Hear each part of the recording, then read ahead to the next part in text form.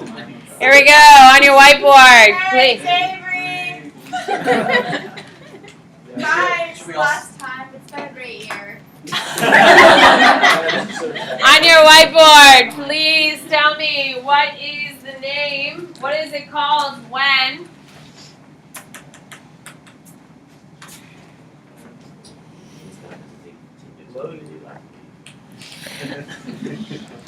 Nico,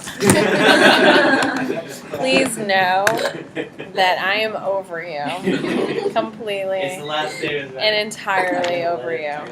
On your whiteboard, what is it called during pregnancy, during the most important times of most important growth, if you take any type of drug or anything that can endanger the baby, it can affect brain development. What is this time period called? Avery threw it down immediately. What is it, Avery? Critical periods. On your whiteboard, please tell me, what is it called?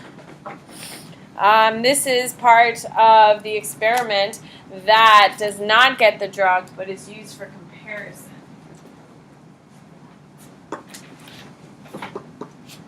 Good. Ella, stop wasting my ink. It better be. Last day. He's never going to see a whiteboard again. He's already used. Oh my God, fifth period, you are breaking my soul. On your whiteboard, what is it called if you have a picture-perfect memory? What's the fancy term for it? I don't know. No. It's not photographic memory. Good. Not iconic. What is it? T. There you go. What? I did it. Wait, what is it called? Wait, what is it?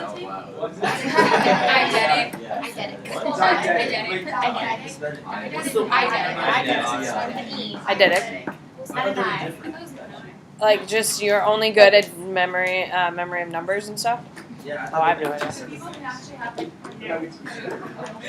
It's really annoying. It's not that great. How do you get it? It's like even. You're born with it, and you sharpen it. Give me bananas. On your whiteboard.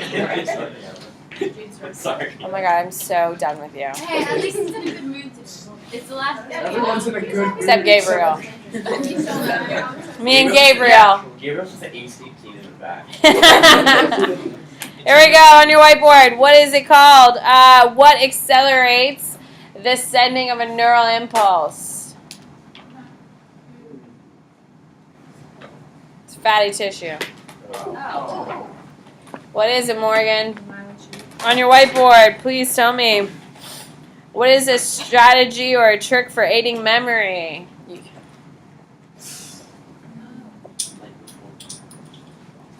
No. No. Good. What is it, Eric? On your whiteboard, please tell me what. Oh, what is it called? When I'm driving down the road, the trees are coming at me slowly, but when I look out the side, they're going by so fast.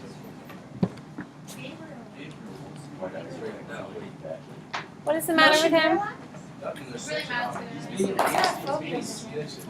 Why are you so angsty? I interviewed him last night, and I went to bed. What is it, Kristen? Oh, for a living. I get paid for this. I thought it was phobia vision, but then I realized it's in front.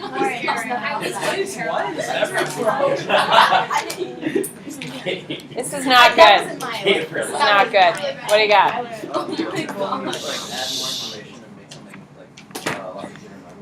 Elaboration likelihood model. On your whiteboard, please tell me, what is it called when? Gentlemen, what is it called when you choose to do something in order to fit in? What is a fancier term? Like, for instance, in 8th grade, you all look the same. Good. What is it, Maddie? Conformity. Now, just a quick review of conformity. The famous experiment that we look at is the Asch experiment, which is this one. Who can explain to me what the Asch experiment is? Gabriel? Okay, so you put like 5 people plus your subject that you have the person you want to study, and then you put lines that clearly sees two, like one line's bigger than the other. But the 5 people say that the shorter line doesn't want to be there, so he said each reason for it. There you go. Okay, so conformity. Even though you can see that they are wrong, you agree because of the masses. If you're in on the experiment, what do we call that? You're a Confederate. Yes. There you go. So that's your conformity. All right, on your whiteboard, please tell me, in the elevator experiment I showed you, it was an experiment, but we had people turning around in an elevator because other people weren't doing it. It's like when you walk in to like a concert, you just see people like pouring in the same direction, and you're like, I guess we're going that way. What is that called? What is that called? Morgan. Groupthink. It's like when someone starts clapping on the patio and everyone else starts clapping too. During 6th lunch, they do this all the time. Yes. Yeah. I feel like They do it all the We time. got everyone out there to clap for Crystal. For I you? heard that. It's pretty exciting. That was really loud. Yeah. So, all Once right. people did it, then everyone. There's 2 kids going to Yale from here? I only know There were Crystal. 3 that got in and 2 That's pretty cool. that Alright. I don't know if I should do it. it's expensive. Yeah, It's very expensive. All right, here we go. What is it called when you get people to do something that you want them to do? You get people to do something you want them to do. No. You get them to do it.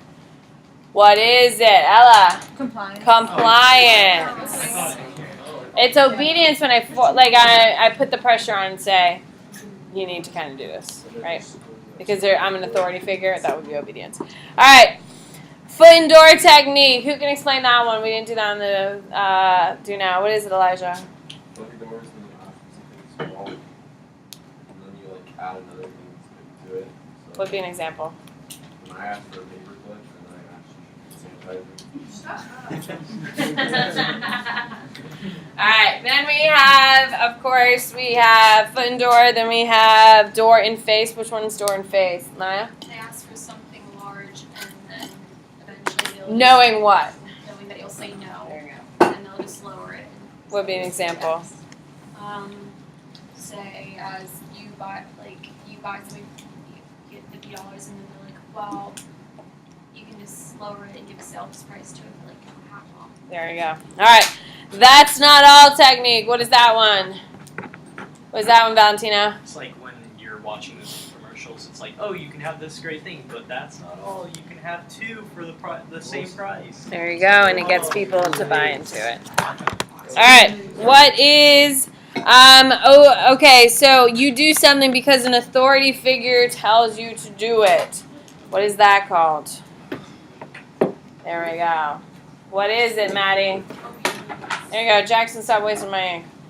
So, it's obedience. On your whiteboard, what is the very famous experiment about obedience? Good, no.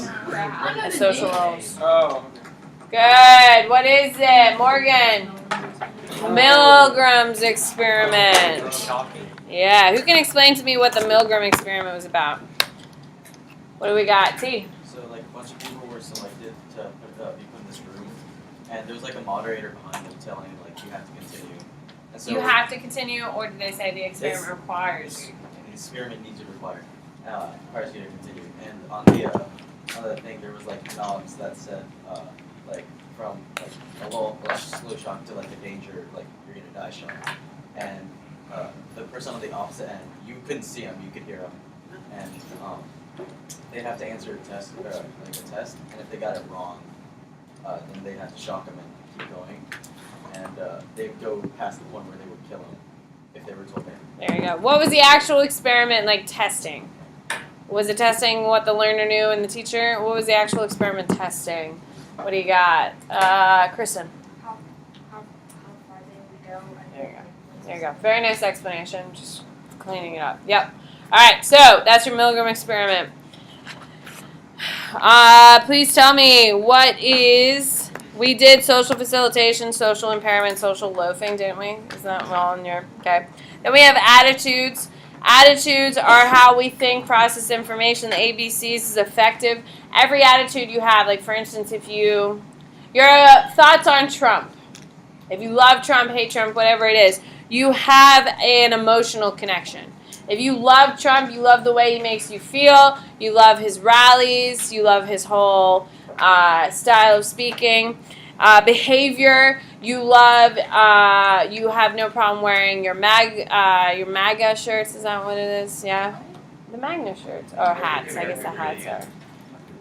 Oh. The behavior component, if you hate Trump, you have no problem going out and protesting, all that stuff. The cognitive component is you're able to defend yourself articulately in support or against Trump. That's your attitudes. Then you have attitude formation, how you feel about the Republican Party today.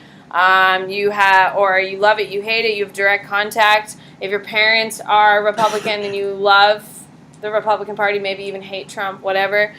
Direct instruction, if your parents are super liberal, you hate Trump because of their parents have taught you.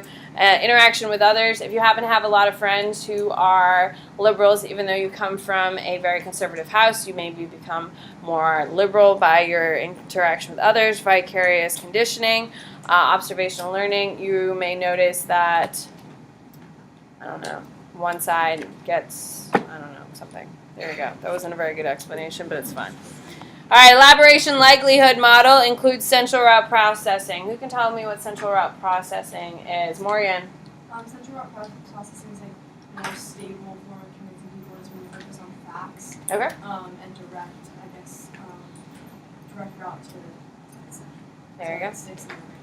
So if I was running the example I used in class, if I was running to be a state senator, I would say, hi, my name's Samantha Bennett. I should be Florida State Senator because I've been in the education classrooms for over 10 years. I know what it takes to fix our education system. I have 3 degrees, blah, blah, blah. Here's all my resume. Then you have peripheral route processing. What is that, Jackson? That's what we use like a celebrity or some kind of figure. Yeah. So if Beyonce came out and was like, oh my God, Samantha Bennett should be your state senator, and then we sit there and we do our single ladies dance together, and everyone's like, oh my God, Miss Bennett's the coolest, and you're like, yes, vote for me. And then you vote for me because I'm friends with Beyonce. She would totally come out and support me. She's my best friend. She's my best friend, so she would be there for me. All right, there we go. Cognitive dissonance. Does anyone know what that is? Dissonance, whatever. Whatever. What is it, David? It's when you have conflicting thoughts about that subject. Like, I forget how to describe it. That's the definition. Nice. I remember because in the AP, the first mock, I had no idea what it was, so I Googled it after the exam. Yeah, during the exam. What is it, Max? That's when your behavior. Mr. Angst, can we tone it down back there? Thank you.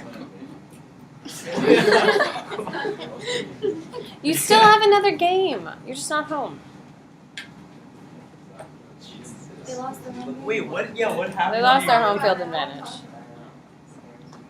He does rage, and I appreciate that. He does rage. Max, what is cognitive dissonance? Dissonance. Whatever. It's when you. I was trying to correct you. It's when your behavior. You should hear how bad I am at AP World. Really? I destroy everybody's name. It doesn't matter where you come from. Huh? Instead of longitude, say longitude. That's what happened. Well, I'm sorry. Are you definitely going to get a 5 on your exam? Thank you. Yeah. You're welcome. I mean, it works. Whatever it takes, right? It's not an oral exam. Can we get to this? It's when your behavior contradicts like your pre-existing belief about something, and you acknowledge that contradiction, and then it leads to that. Sort of. Like if you act contrary to the way you normally do, and you acknowledge that. To a degree. You try to change the way you feel about something in order to have less tension. That's cognitive dissonance.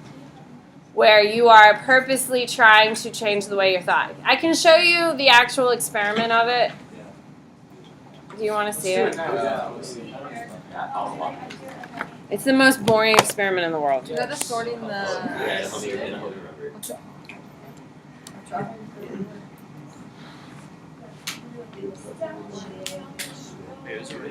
Is that when they convinced you it was a lie?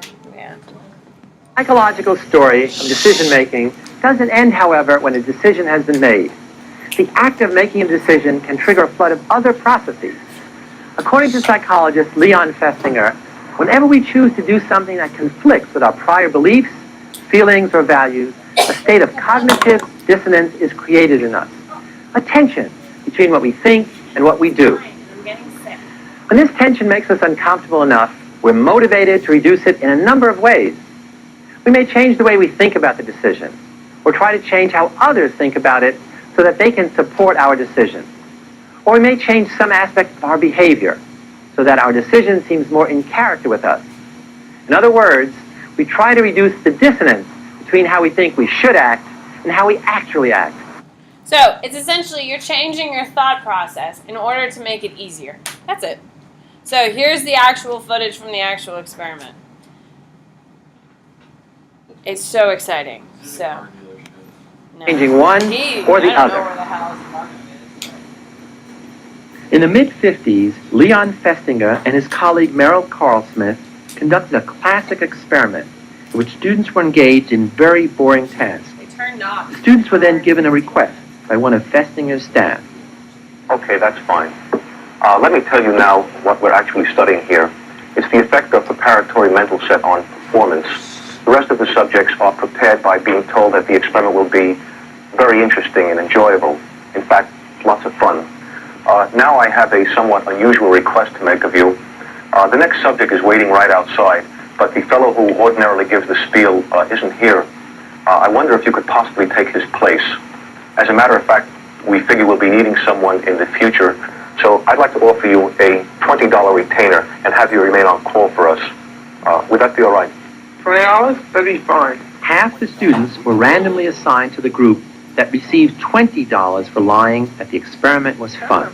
The other half were given only $1 for lying. $1 as a sort of a retainer and have you remain on call with us. Would that be all right with you? Yes, that'll be all right. The cognitive dissonance came from the knowledge that the experiment was in fact boring, and $1 was insufficient reward for lying. Many of the $1 subjects actually convinced themselves that the experiment was fun after they made their decision, to reduce the dissonance between their prior beliefs and their behavior. They came to believe a big lie for a small incentive. To a girlfriend of mine who participated in an experiment last week, and she said it was very tedious.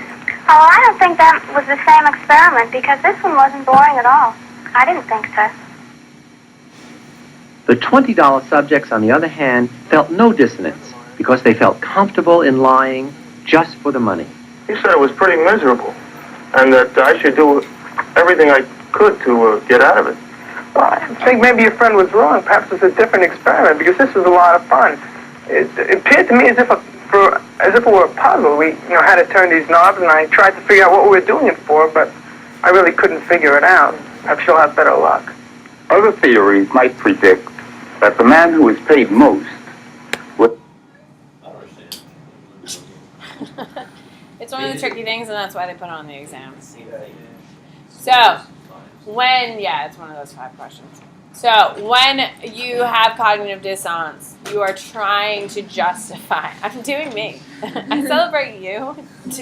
I'm doing me. With that being said, when you have a small incentive to lie, you have to kind of trick yourself into believing that lie in order to sell it. If you have motivation to lie, please. If you have a big motivation like $20 to tell a lie, would you do it for $20? Would you feel guilty about lying to a poor sap for $20? No, absolutely not. That's why the guy was like, yeah, it was a lot of fun. Yes. Tried to play a game, tried to figure it out, all that stuff. And that's what the cognitive dissonance is between when you don't have enough motivation, so she's going to have to really convince herself it was a good time. Does that make sense? Perfect. All right, there you go. Most boring experiment ever. Can we agree? Yeah, what do you got? It is the last time I'll actually care. Go. I think Gabriel does need cookies. If you could pick those up, I bet he would appreciate it. There you go. All right. Turn around. All right, here we go. So, impression formation, social categorization, all that stuff. Impression formation is that the first knowledge you meet of someone is your lasting impact. Attribution. Fundamental attribution error is usually on the test somewhere, and that is that we assume all things are disposition-based, not situational. You've, of course, gone to a restaurant and you've received bad service. Do you say, oh my God, this poor server must be so busy, or do you say, oh my God, they're idiots? Yeah. You say they're idiots. That's dispositional. Well, situational is the situation itself. So fundamental attribution error is that we assume that if people can't do something, it's not because of the circumstances, it's because of a personality flaw. Yes? Yeah. That's fundamental attribution error. Then we have prejudice and discrimination. What famous experiment did we look at? They looked at in-groups and out-groups. It Valentino. was with the kids, and then they're like, they have the bands. They're like, oh, you guys are the. What's the name of the experiment, man? Uh, Ella. Brown eyes, blue eyes. Brown eyes versus blue eyes. So one day the blue eyes, were they the in-group or the out-group? In-group. So what happened to them? What happened? What were some of the things that happened to in-groups, T? When they did like that routine test, they managed to complete a lot quicker than they did last time. Yeah, absolutely. They felt better. They felt better about themselves. They had higher self-esteem. They have higher accomplishments. That's what in-groups does. When you talk about things like white privilege, it's in-groups. White people get technically better scores because we're the in-group. Well, I say we because I'm white. I don't know, pasty white at the moment. I'm working on my tan this weekend. I'm so excited. With that being said, when we talk about in-groups, out-groups, in-groups have higher self-esteem, have higher scores. What happens to the out-group? See? They just did worse because they felt worse. Yeah, they have terrible self-esteem, which means they don't have very hard drive, which means it's very hard for them to achieve. Morgan. Also, like, results of violence. Yeah! I punched him. Oh my God. Okay, so. He called it brown eyes too. Yeah. A whole new insult. Then we have a thing called scapegoating. Okay, in the video clip I showed you, remember how they said, "Oh, Miss," can't think of her name. Oh, Miss, keep the yardstick around in case one of those brown-eyed kids get in, cause any problems. Right? That's scapegoating. And then we have cognitive, social identity, social comparison, stereotypes. I think we all know that. How do we overcome it? Equal status, jigsaw classrooms is their example. I hate jigsaw classrooms because they don't work. Gabriel, I need your head up. Avery, I need your head up. This is my last day of instruction with you. Let's enjoy it together. Then we have, you like attractive people. Everyone likes attractive people. Attractive people have friends.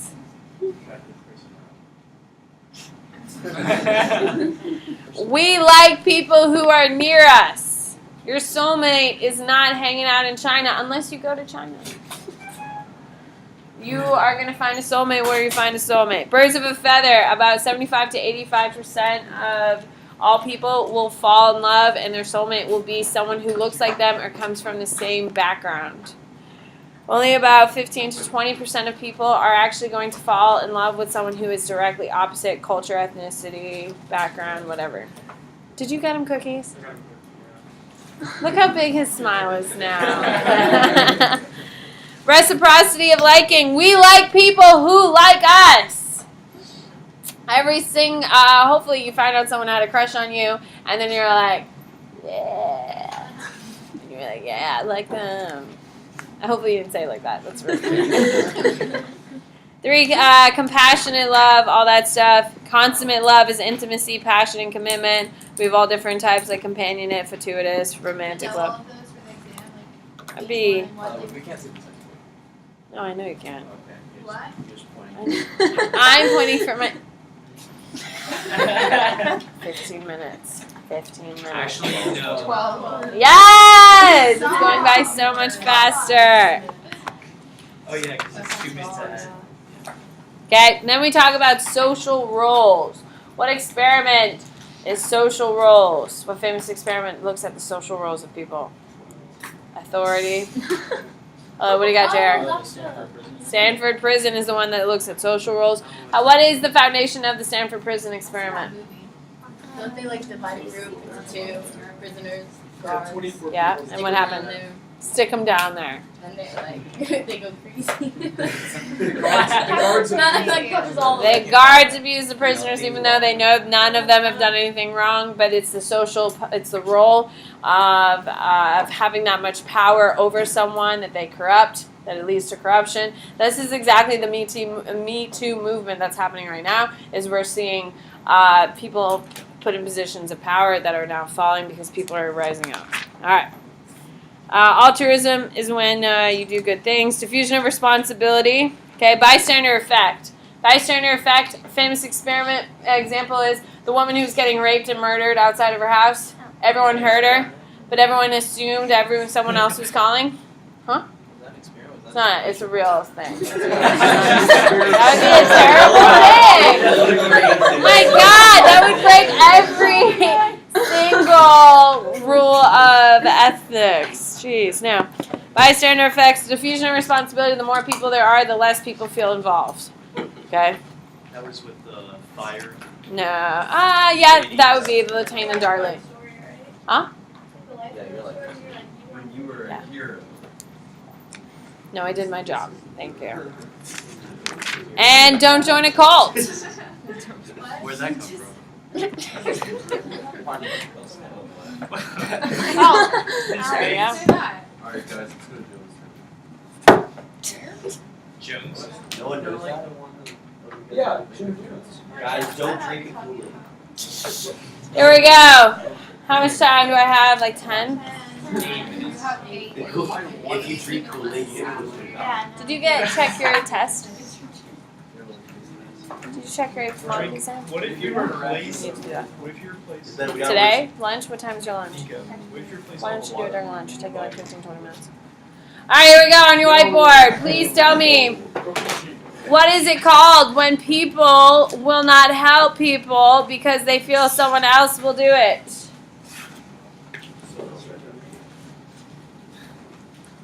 What is it? What do you got, Kayla? Bystander effect occurs because what? More people you have, the less what? What is it, Ella? Diffusion of responsibility. There you go. On your whiteboard, please tell me what famous experiment shows us obedience. No. What is it, Gabriel? Milgram. What famous experiment shows us conformity? You see the difference? What is it, T? Ash. What famous experiment shows us social roles and the power we get from them? Good. No.